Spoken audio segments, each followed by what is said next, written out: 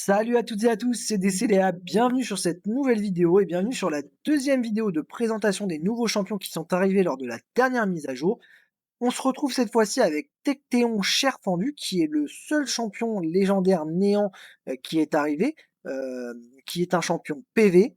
Je le fais en deuxième puisque c'est le champion qui m'a littéralement tapé dans l'œil au niveau de son skin, il est incroyable avec voilà des lames de feu, des lames de lave et on voit ça couler par terre et tout. Non, franchement, il est insane.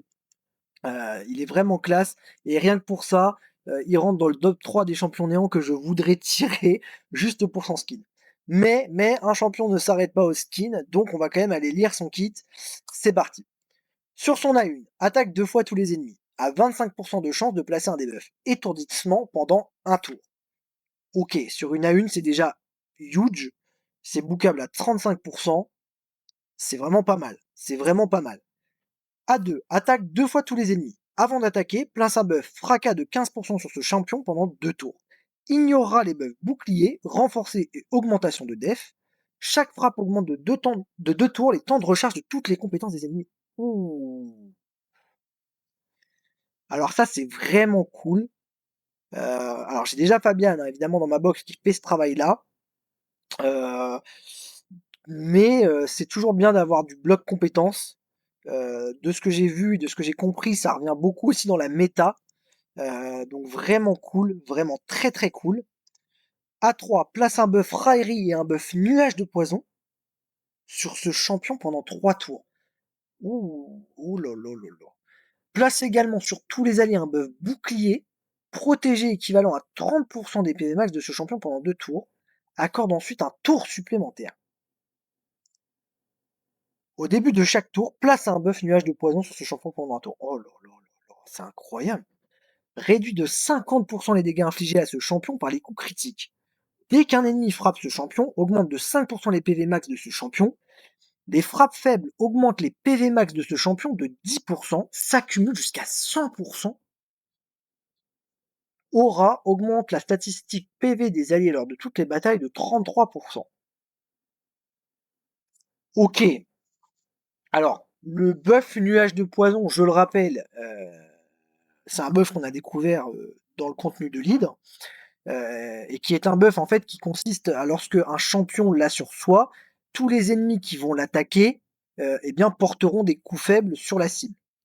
Donc, ça le rend extrêmement chiant et ça le rend extrêmement imbutable surtout. Parce que s'il en proc à chaque début de tour,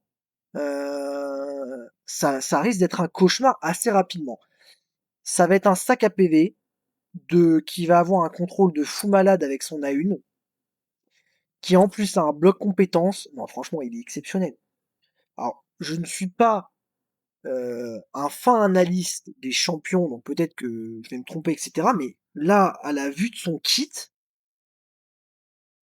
c'est un god tier, le champion. C'est un god tier absolu. Alors, il y a un truc que je ne comprends pas trop quand même, c'est que sur son A2, il est fait mention d'un buff Raka, qui est finalement un buff d'Ignore Def, ce qui laisserait sous-entendre que ce champion est un nuker HP.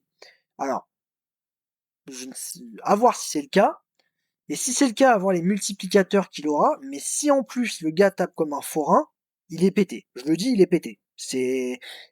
En arène, il va être pété. Et même en PVE, il va être d'une aide, mais sans précédent. Je veux dire ça en guerre de faction, dans des salles de la ville. Enfin, en fait, on peut l'utiliser partout. Évidemment, dans des donjons, c'est pas celui qu'on va utiliser en dragon quoi, parce que c'est pas lui qui va nous aider à faire des speedruns ou j'en passe. Mais honnêtement, il est insane. Et sur le PVP, alors je pense que le PVP sera quand même son domaine de prédilection, hein, évidemment. Là, je parle en tant que mid gamer, c'est-à-dire que si j'ai ce champion, évidemment qu'il va m'aider sur de la faction ward, qui va m'aider potentiellement dans de la ville maudite, ou qui va m'aider potentiellement sur des salles secrètes, j'en sais rien, de la tour du malheur. Évidemment que ce champion-là, dans la ville maudite ou autre, des late game ne vont pas l'utiliser parce qu'ils auront beaucoup mieux. Mais me concernant, de ce que je vois, il sera quand même très utile.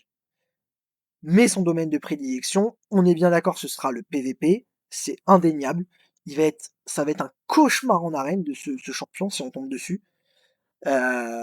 D'autant plus s'il fait des dégâts, parce que s'il a du contrôle, si c'est un sac à PV, qu'il a un bloc compétence, et qu'en plus il fait mal, bah ça risque d'être bien chiant à gérer. Alors après, c'est un champion néant. Donc c'est quand même assez mérité, c'est-à-dire que les champions du néant sont généralement toujours un petit peu au-dessus. Il n'empêche que ça va être une belle machine de guerre. Ce qui est assez intéressant, alors encore une fois, vous pouvez me corriger dans les commentaires, mais c'est que sur ces deux attaques, il attaque deux fois tous les ennemis. C'est-à-dire que on le sait à l'heure actuelle, le problème du PVP, ou la nouveauté du PVP si vous préférez, c'est le set lunatique, qui est assez embêtant parce que généralement, même quand vous faites sauter les 3 piles de champions qui sont en 9 pièces lunatiques, bah, ils peuvent retrouver une pile, etc., etc. Là, il pourra attaquer donc une fois, faire sauter ça, et ensuite rattaquer une deuxième fois et potentiellement placer le debuff étourdissement.